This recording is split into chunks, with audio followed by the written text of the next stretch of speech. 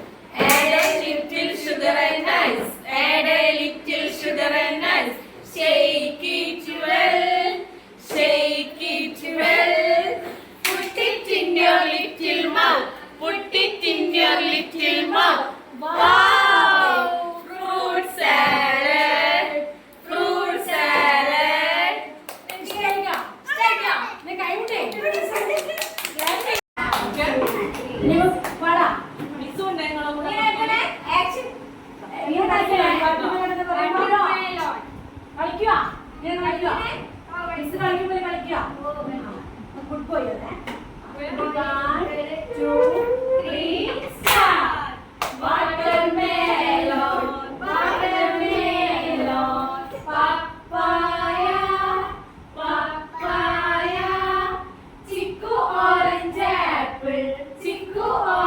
apple mix it well add a little sugar and ice shake it well put it in your little mouth wow fruit salad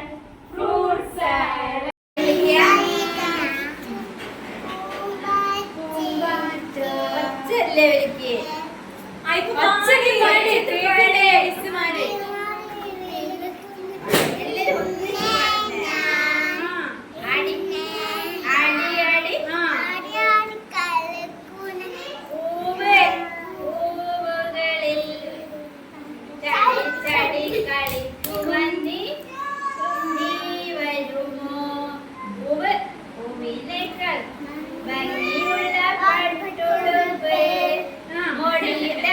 മോടിയോടെ അണിയിച്ചാരാണ്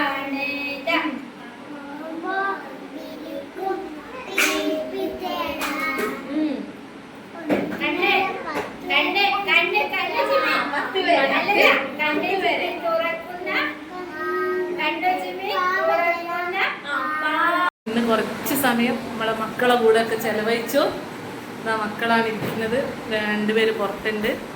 അപ്പോൾ നമ്മളൊക്കെ പഠിച്ച ഒരു അംഗനവാടി എല്ലാവർക്കും ഓർമ്മ വരില്ല. ഇതൊക്കെ കാണുമ്പോൾ ശരിക്കും മിസ് ചെയ്യുന്നുണ്ട്. ഞാനും അംഗനവാടി പഠിച്ചിട്ടുണ്ട്. അന്ന് കൂടെ പഠിച്ച ആളുകളൊക്കെ ഇപ്പോൾ ഓർക്കുന്നു അന്ന്. പക്ഷെ ഇത്ര സൗകര്യങ്ങളൊന്നും അന്ന് നമുക്ക് ഉണ്ടായിരുന്നില്ല അംഗൻവാടിയിൽ. ഇന്നത്തെ അംഗൻവാടിയൊക്കെ കാണുമ്പോൾ ഒന്നുകൂടി പഠിക്കാനൊക്കെ ഒരു മോഹം വരിക കേട്ടോ.